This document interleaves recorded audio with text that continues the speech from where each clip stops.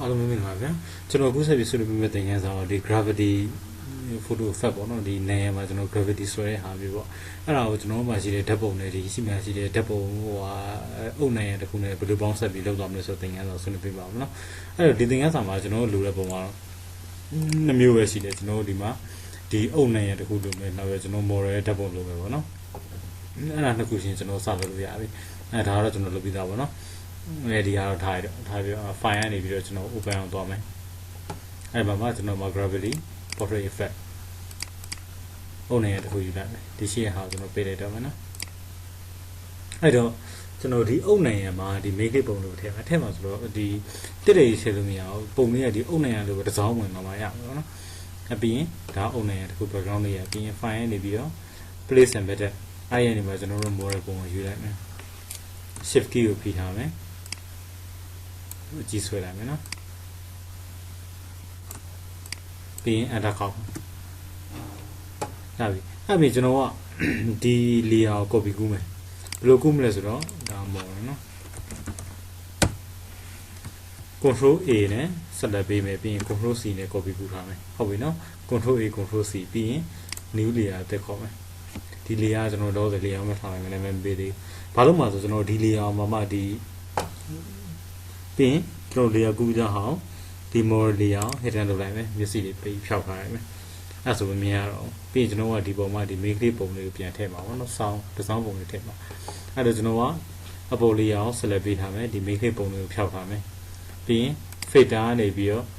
vanishing point ဆိုကျွန်တော်ဒီမတူညီတဲ့ဒီ direction မတူညီတဲ့ဟာကို select လုပ်နေမှာသုံးတာနော်အဲ့တော့တစ်စောင်းပြီးဖြစ်နေတဲ့ဟာမျိုးတွေမှာအဲ့ layer တိုင်းဝင်အောင်ဒီ display တိုင်းဝင်အောင်အဲ့တော့ကျွန်တော်ကဒီအပေါ်ကcreate plane 2ကိုယူထားမယ်နော်ယူထားပြီးရင်ဒီ down ကိုတစ်ချက်နှိပ်မယ်ဒီနောက်ကိုတစ်ချက်နှိပ်မယ်ဒီနောက်ကိုတစ်ချက်နှိပ်မယ်ပြီးရင်ဒီဘက် down ကိုတစ်ချက်နှိပ်မယ်အဲ့ဆိုတော့ဒါတစ်စောင်းပေါ့နော်အဲ့တစ်စောင်းအတိုင်းကိုဓာတ်ပုံကိုတွဲပေးရမှာပြီးတော့ကျွန်တော်ကခုနက control C နဲ့ဓာတ်ပုံကိုကူးခဲ့တာရှိတယ်အဲ့ဒါကျွန်တော် control V နှိပ်မယ်ဟုတ်ပြီဓာတ်ပုံဝင်လာပြီးရင် control T နဲ့ကျွန်တော်ကဒီပုံအကြီးလေးဆွဲမယ်နော်ပြီးကျွန်တော်က shift key ကိုဖိထားမယ်အောက်ကိုကပ်ပေးမယ်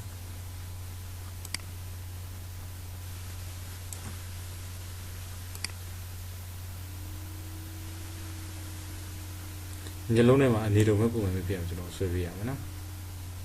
ဒါဒီဘက်ချင်းပုံနေရပါဖြစ်ဘူးပြီးရင်ကျွန်တော်ဖြတ်ပြလို့ရတယ်အဓိက main ရဲ့ဒီ ratio နဲ့ညီပါပဲဒါဆိုရင်အရင်ကြီးပါတယ်ဒါတော့ကိုကျွန်တော်ယူမယ်နော်ဒါဆိုရင်တက်ပြီးရင် okay ပေးရမယ်ဟုတ်ပြီတစ်စောင်းဝင်သွားပြီပြီးရင်ရ control ဒီ display လုပ်ပြီးကျွန်တော်ဘာလုပ်မလဲဆိုဒီဘေးနားပုံနေရာတွေကိုဖြတ်ပါဗျာပုံနေရာကိုဖြတ်မယ်ဆိုတော့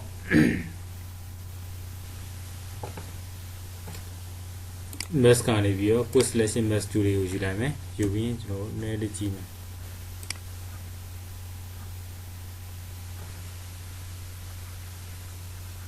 ပါပါဦး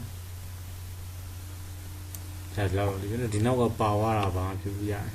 ပြီးရင်ကျွန်တော်တို့မှာ mask ဆုပ်လိုက်မယ်လေးအောင်ဟုတ်ပြီ control T နဲ့ကျွန်တော်အောက်လေးကိုလည်းဆွဲလိုက်အောင်ဘာဆိုကျွန်တော်အောက်မှာလွတ်သွားရင်ဒီမှာလေးဆွဲလိုက်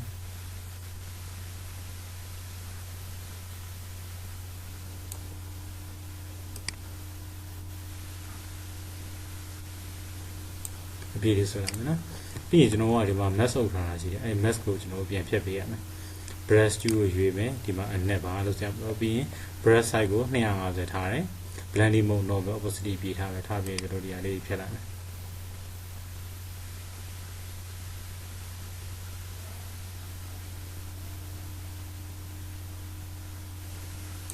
ဒီမှာနေရာကျန်သေးတဲ့ brush size ကိုလည်းလေးချုပ်မယ်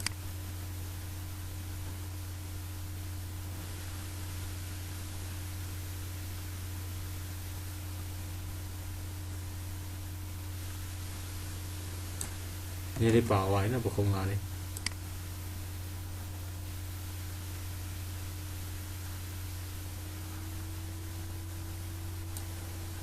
ဒီ ဒီနာတော့ထားရပဲဒီနာကစိတ်နေပြီးတော့ဖြစ်တော့ဒါတော့ဖုံးနိုင်နေပေါ့ပါသေးတယ်ဟုတ်ပြီရပြီအဲ့တော့ကျွန်တော်ကဒါနေမှာလို့ဆိုပုံမှန်တစ်စောင်းမှာပါပေါ့နော်ဒါမှမပြီးသေးကျွန်တော်ဒီနေရာဘာပေးမလဲဆိုတော့မာတီဒါကန်ပေးလိုက်မယ်ဒါကန်ဆိုရင်တော့နောက်ကအရောင်လေးပေါ်လာပြီသူရှိရနေပါနော်ဟုတ်ပြီဒါကန်ဒါဆိုရင်လည်းတူပါပြီပြီးနောက်ထပ်ကျွန်တော်ဘာလုပ်ပြရအောင်လဲဆိုတော့ဒီပုံမှာကျွန်တော် filter နဲ့ effect ထည့်တယ်မယ် filter နဲ့ပြီး filter ခေလာရေးသွားမယ်ကိုလိုဆိုနေချုပ်ဟောကျွန်တော်ယူရမှာပါရနော်ဒီဘက်ကိုအရင် select ပေးထားလိုက်မယ် filter နေပြီးတော့ filter ခေလာရေးအဲ့မှာကျွန်တော်ကဘာပေးမလဲဆိုတော့ poster 8နော် poster 8ပေးမယ်တော့ poster ဟိုနန်နဲ့တူအောင်နန်မှာဆွဲဆိုတော့နည်းနည်းဝါပါမယ်အမှုဆက်ပြောက်တွေပါမယ်ပြီးရင်ကျွန်တော်ဒီမှာ technique ကို4လောက်ထားလိုက်မယ်8 density ကိုနှစ်ထားမယ် posterization poster နဲ့ပို့တူတဲ့ effect posterization ကိုကျွန်တော်6ပြထားမယ်နော်ပြီးရင် okay ပေးလိုက်မယ်ဒီမှာ effect တွေအများကြီးရှင်းလို့ပြင်လို့ရ effect ဒါပေမဲ့ကျွန်တော်က poster လေးကိုပဲရွေးပြီးပြင်ပါပါပြီးရင် okay ပေးလိုက်မယ်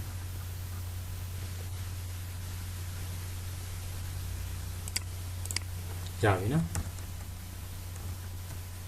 ဒါဆိုရင် gravity ဆိုတဲ့ effect ကဟိုပြီးတော့ရှိပါပါပြီးရင်ကျွန်တော်ဒီဘေးလေးကိုနည်းနည်းလေးဝါမယ်ပေါ့နော်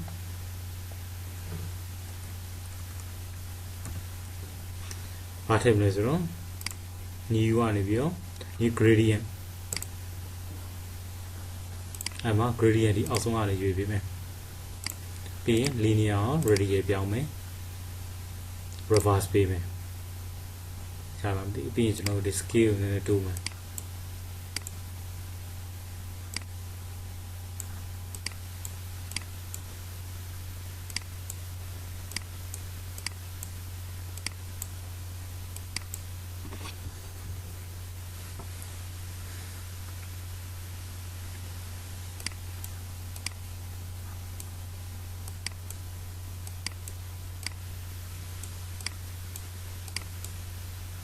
ဟုတ်ပြီ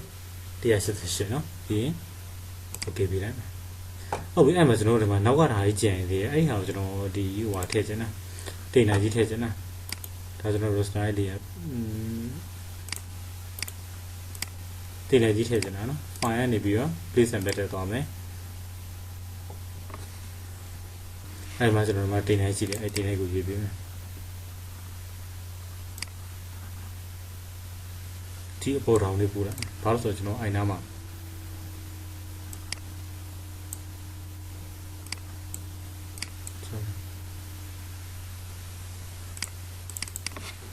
ရှေ့ယူဒီလောက်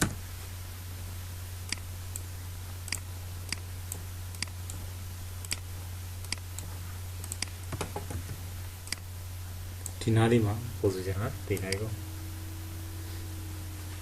အဲ့တော့ကျွန်တော်ဒီလေးဟာဒီ background လေးအိမ်မှာဖြစ်နေ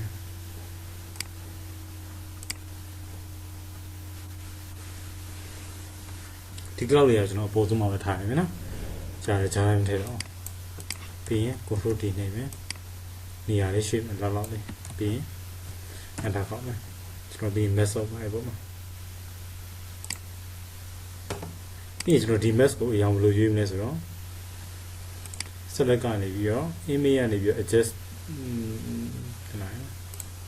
image ကနေပြီးတော့ adjustment i ကနေပြီး invert ပေးလိုက်မယ်ပေးပြီးတော့ကျွန်တော်ဒီနားမှာပြန်ဖြတ်လိုက်ရင်ကောင်းငင်ပေါ်လာပြီနော်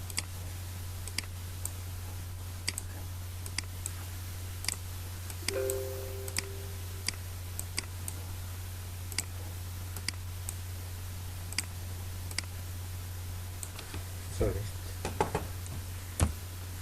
အဲ့ဒါဆိုလို့ပြင်ပြမယ်နော်ကောင်းငင်ထည့်တာလေးကို file ကနေပြီးတော့ place and better ကိုသွားမယ်အဲ့မှာကျွန်တော်ဒီမှာတင်နိုင်တစ်ခုယူလိုက်မယ်ယူပြီးရင်ကျွန်တော်ဒီတောင်လေးမှာပဲတင်နိုင်လေးကိုပေါ်စေချင်တာအဲ့ဒါကျွန်တော်ဒီတောင်သားလေးကိုဆွဲလိုက်မယ်ဆွဲပြီးတော့ comment လုပ်လိုက်မယ် comment လုပ်ပြီးရင်ကျွန်တော်ဒီ layer ကိုခဏဖြောက်ထားပြီးမယ်ဖြောက်ထားပြီးတော့ဒီမှာဒီ background လေးကိုချက်နေမယ်နော် background မှာကျွန်တော်ဒီဟာကြီးကိုဖြတ်ထုတ်ပေးရမယ်ဒီနေရာမှာတင်နိုင်နေရာကိုအစားထိုးပါပေါ့နော်အဲ့တော့ကျွန်တော်ဒီကနေပြီးတော့ pen to ရွေးမယ် background layer ပေါ်မှာပဲနော် select လုပ်မယ်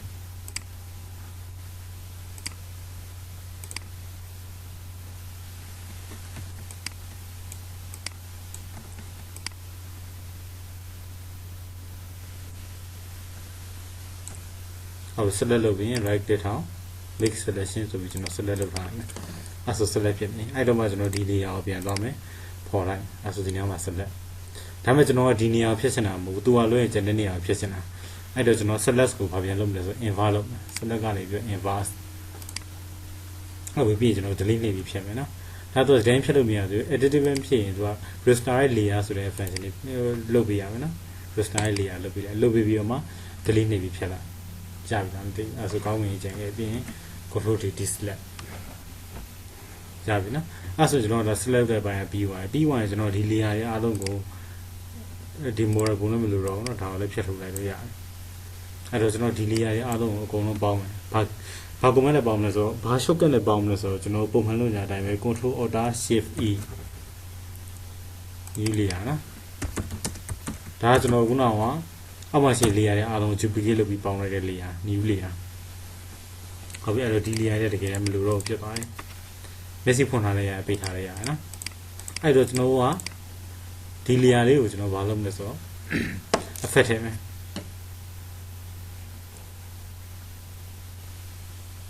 filter နေပြီးတော့ nick collection color effect profile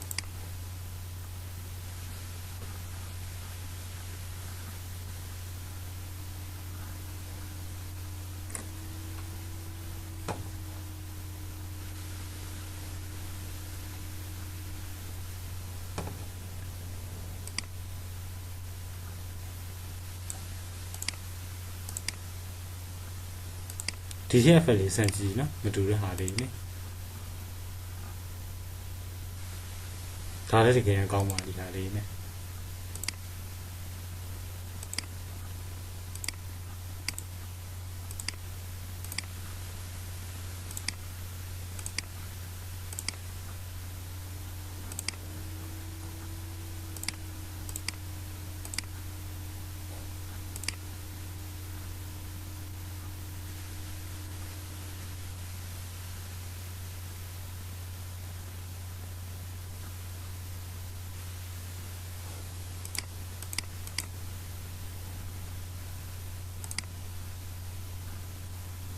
ကျွန်တော်ဒီမှာသူကဒီ language ဟာဆိုတော့ဒီအောင်ဖြူဖြေးဖြစ်နေတဲ့ effect ကိုဥစားပြီးသုံးပေးရမှာနော်ဒီမှာကျတော့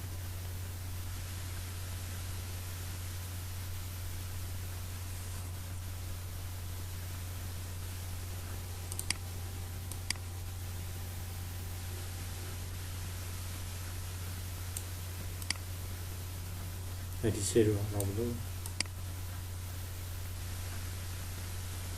အဲ့ကျွန်တော်ဒီ file ရေးလိုက်မယ်နော်ဒါကတော့ကိုယ်စိတ်ကြိုက်ကောက်ကိုအဆင်ပြေလို့ရပါတယ်ခဏလေးစမ်း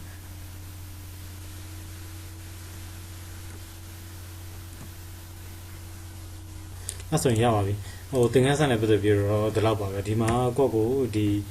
စိတ်ထဲမှာ idea အသိရှိလို့မျိုးစုံလို့ရပါတော့ဒါတော့ကျွန်တော်ဒီ tools တွေသုံးတယ်ဒီမှာဆိုရင်ဒီ filter နေမှာဆို vanishing point ဆိုတာဟာဒီတစ်ခုပါလာတယ်နော်အဲ့ဒီတစ်ခုပါလုတ်ကြည့်ကြည့်ပါအရင်မခက်ပါအောင်သင်ခန်းစာနဲ့ပတ်သက်ပြီးတော့နားမလည်တာခက်ခဲရှိရအမှန်တည်းကျွန်တော်တို့ဒီ info tech က page မှာလာပြီးမြင်လို့ရပါတယ်เนาะအဲ့တော့အားလုံးပဲကျေးဇူးတင်ပါတယ်နောက်သင်ခန်းစာမှာပြန်ပြီးတွေ့ပါမယ်ခင်ဗျာ